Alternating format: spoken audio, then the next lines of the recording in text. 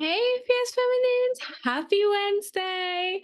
So happy April. I was just thinking at the time you hear this, we will be in April. So happy new month. Hope your April has gotten off to a good start. As you can see from the title, we're going to be talking self care practices for inner healing. Oh, yes. So, honestly, one thing I have to say, especially, most especially as a woman of color myself, I feel that I was like growing up, I was never taught to look after myself or prioritize my health. Um, I believe that growing up, the emphasis was put, and I think honestly, not even just for women of color, but women in general, we were raised to look after those around us as opposed to, but not necessarily taught how to look after ourselves. I never even heard the term self care till a few years ago. And I remember I had this like phase of my life where I was a go hard or go home when it came to self care, and a coaching practice I started back like 4 or 5 years ago. I was like emphasizing the importance of self love and self care when it came to having the best relationship ever. But saying that, I do believe that even now, when people tout self care practices, it's now unfortunately been governed by consumerism yet again. And when people talk about self care, I find a lot of it is just like marketing tactics and just trying to get you to buy another facial product or go for a massage, which massage can be a part of your self care routine, but it's not necessarily the only way. And also, I think sometimes we have to be very mindful what you're considering self care, because I noticed that a lot of people out there, a lot of companies out there have jumped onto this so called self care bandwagon, and they're really just giving you superficial band aids for your well being, when ultimately, self care, I cannot stress, is so crucial and so important for your mental health as well as your emotional well being. Like I said, when I started this video, as a woman of color, I was born in West Africa, Nigeria, and self care was not a thing. Mental health was not a thing. It did not exist. We knew about therapy, but for us, therapy was for people who were like, it's like something had to be wrong with you to go to therapy. Like you had to be severely challenged mentally to seek therapy. So mental health did not exist, let alone mental well-being. Neither did emotional well-being. And bear in mind, I'm now 36 years old, where I'm soon to be 36 years old. But I do find that for the most part, thankfully, honestly, partly due to the pandemic, mental health and the importance of mental health has become a subject of discussion, as well as mental and emotional well-being. But I do find that there's still a lot of miseducation, and companies basically selling you products as self-care when really you should be focusing on more effective strategies that actually help you heal emotional wounds and look after your mental health. So on that note, we're going to discuss 4 self care practices that actually go into the core of healing and emotional healing, as opposed to just superficial get a massage, which I personally see sometimes can be just avoidance techniques. So you don't actually go to the root cause of your challenges. The first one, honestly, it's so straightforward, but I want to say the first step to cultivating deeper, more meaningful self care practices that help you with your healing journey is just awareness, self awareness. If you listen to the last episode, I spoke about the importance of awareness when it comes to helping you build confidence and helping you with self-doubt and insecurities, self-awareness is also important to look after yourself.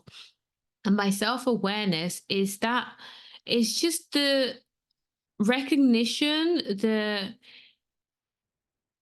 seeking self-care or looking after yourself should be priority on your list.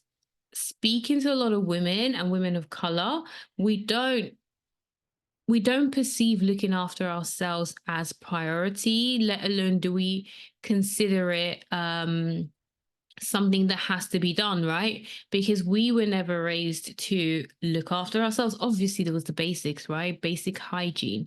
Basic hygiene was a given, but actual well being, like emotional hygiene and mental health hygiene, was never a thing. So, to start to build your self care practice, you have to have the acknowledgement that everyone requires self care. Self care is very crucial for maintenance. Like very often, I think it's so sad that number one, people wait till things get really bad before they go to therapy. You remember that, like I spoke about that misconception there.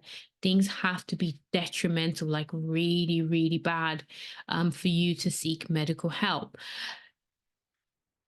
But when you start to understand I see self care as maintenance and caring for yourself to avoid hitting iceberg. Yes, I'm Nigerian. Essentially, I see self care as a way to, it's like a maintenance, right? So imagine any any appliance you have out there, any company out there, any object or your house, or again, go back to your car. If you don't look after this object, appliance, as you can imagine, it might start to rust. It might start to get faulty. It might basically not work anymore. So imagine if you have to do that for your property, you have to do that for inanimate objects around you. It's the same for us as humans. If we don't care for ourselves, then we're going to get to that point where it's almost beyond it's the point of no return. Like you've neglected your mental health to the point where you now don't, like you're literally stumped and you don't know what to do, or your emotional health, same as that. So bear in mind the same way we look after inanimate objects, is the same way we should be looking after ourselves. And self-care practice is not selfish, so have the awareness that number one, self-care is required, and self-care shouldn't be perceived as something superficial, but it should actually be perceived as a necessary maintenance of your well-being. Now we understand that. I mean, I feel like mind, body, and soul has always been a thing, but I feel like the emphasis has only been put on, and the importance has only been put on in the last few years, that well-being is not just physical health, it's also your emotional health, mental health, and spiritual, and even financial health as well. But just having the awareness that self care should be considered maintenance and not a nice to have. It should actually be considered a necessity. And having that awareness is a way to actually build more deeper self care practices. And once you then have that awareness, is moving on to the acceptance as well. That honestly, you should make it your everyday. You should have the acceptance that this is required as a necessary step. Self-care is not selfish, and by self-care we're not talking about what's it called, we're not talking about booking a massage, we're not talking about going to book a facial or doing your morning skincare routine. No, what we're talking about is your mental well-being and your emotional well-being. So you actually want to pay attention and do your research to more effective ways to look after yourself on a deeper level. Examples of that would be journaling. Journaling is very good for emotional wellness. Acceptance that perhaps you should actually be going to therapy and not going to therapy because there's something wrong with you or because you're not normal. But going to therapy to even, honestly, I suggest this to everyone, like, even if you don't think you need therapy, perhaps actually have a consultation with a therapist. And this is not sponsored.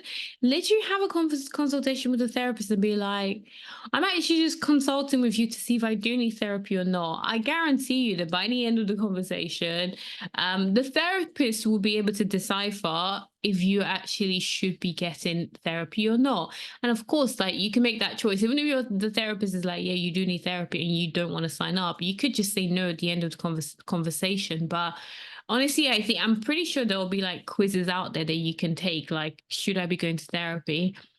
But I think a rule of thumb is, if you find yourself experiencing insecurities, if you find yourself um, lacking motivation, if you find yourself lacking discipline, if you find yourself very resistant to change, if you find that you fear rejection, you fear failure, you fear success, like, if you find that you experience these things, if you find that your confidence levels are not what you'd like them to be, if you find that you're constantly doubting yourself, chances are, as a rule of thumb, you perhaps want to seek therapy. So, a more effective self care practice is having the acceptance and the awareness that self care is for everyone, and self care is actually much more deeper than just booking a yoga class and then asking for that help. So that moves on to the second point in terms of building a deeper self care practice. So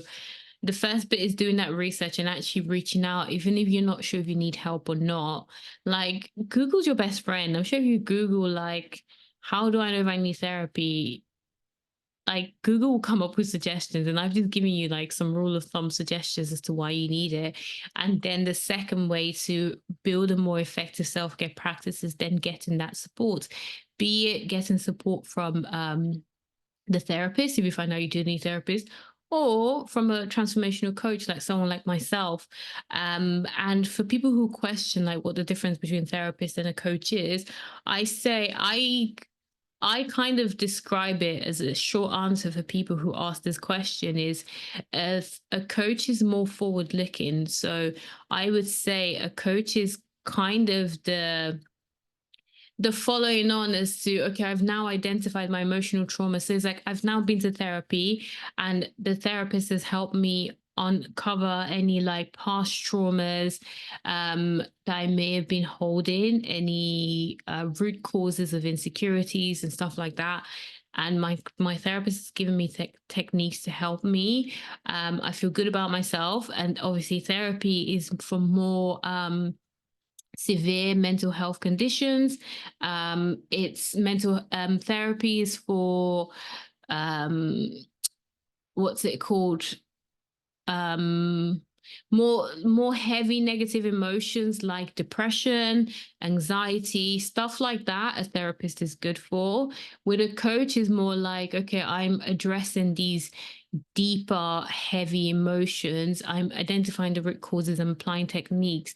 Now I'd like to plan ahead. Now I'd like to, now I've built this understanding of my emotions. I want to give myself a more positive outlook, and I want to I want to be more intentional about how I plan my life going forward. This is when you then kind of need the coach to help you brainstorm and um help you more efficiently plan your life, for example. Like, that's when you want to bring in a coach. But for deep emotional wounds and identifying root causes of any trauma, you want to be getting a therapist as opposed to a coach.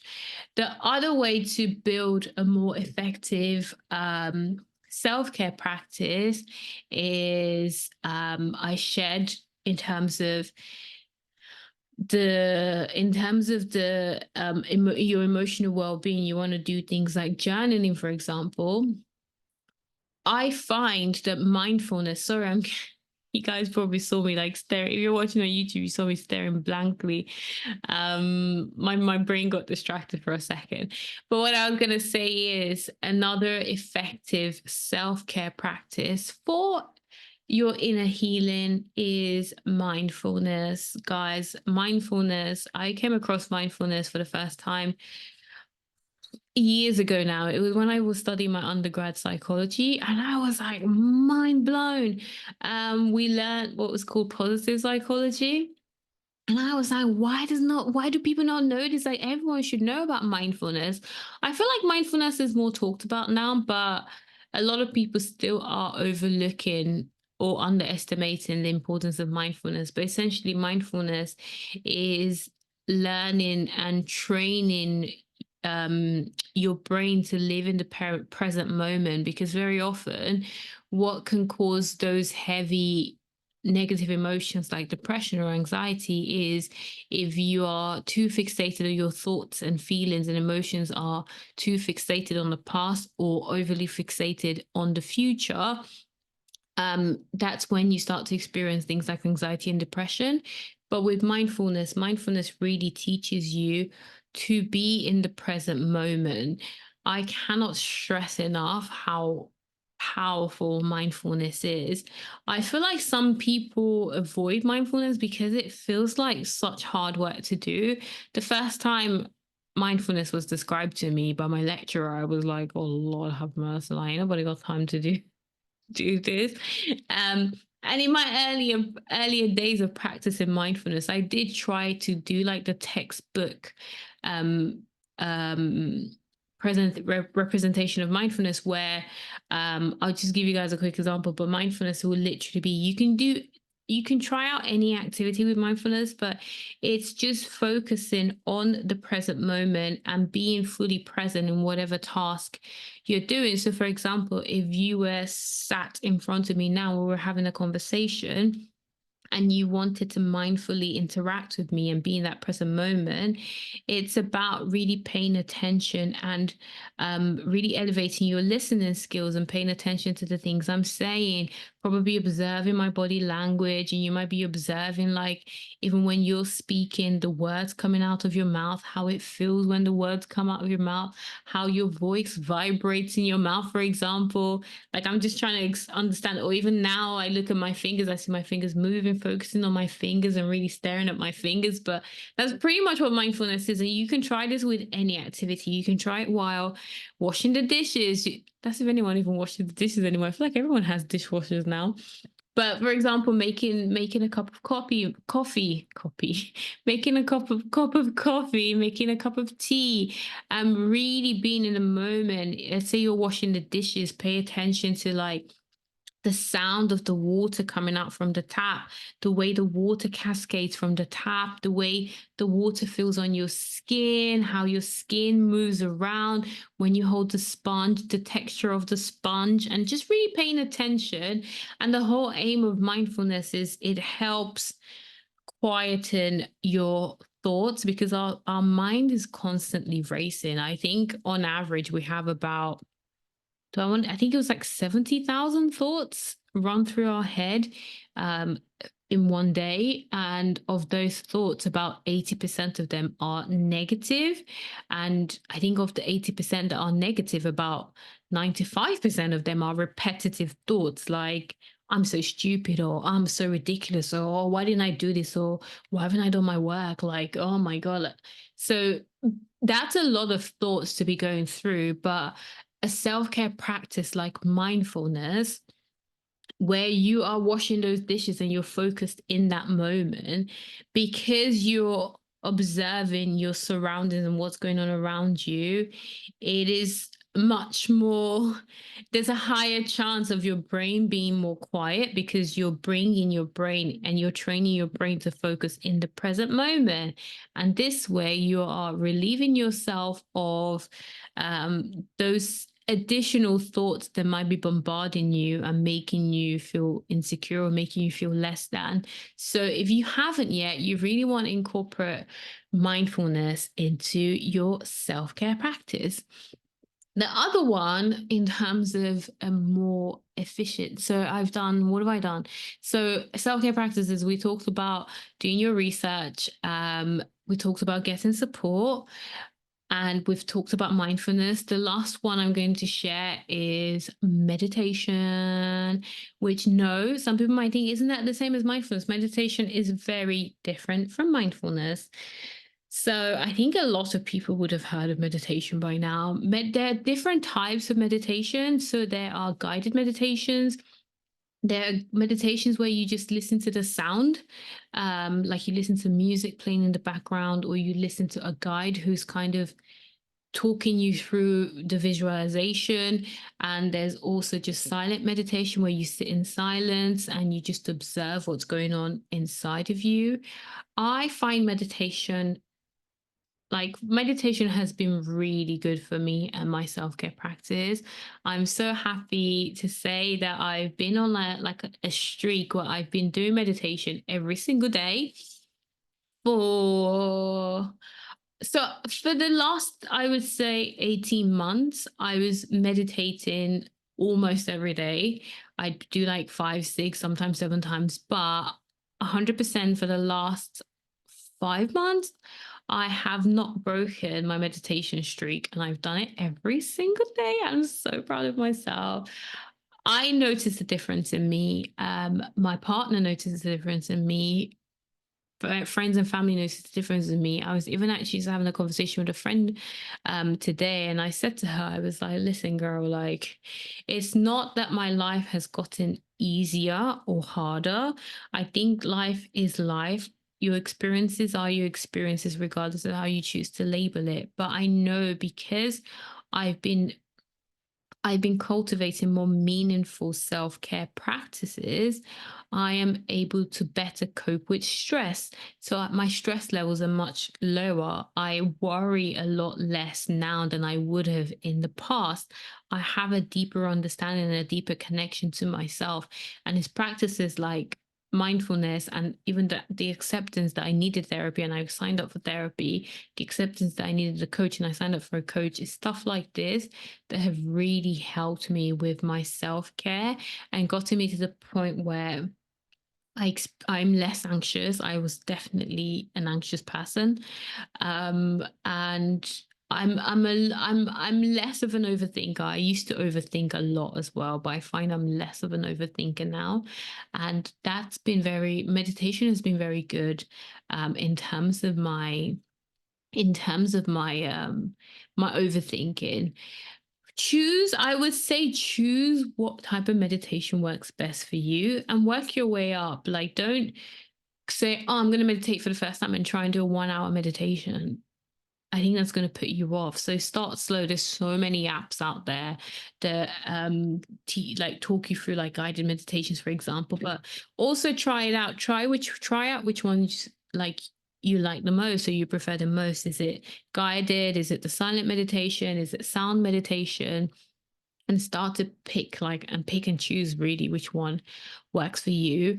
And the final one for a self-care practice for inner healing that I think is very helpful, is spirituality. So I've actually been really connecting to myself. And for me, when I talk about spirituality, basically it's the connection to myself and how I view myself in terms of the universe and in terms of the wider community, in terms of the world. Like, who am I, my identity, and what role do I play in the bigger picture?